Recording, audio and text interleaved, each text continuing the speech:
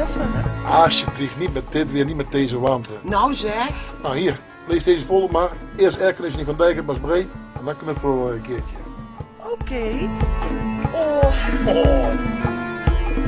Heerlijk. Niet zo lekker gedaan. Geweldig, schat. Dan met die airco van Dijk en Maasbree boven het bedje. Super.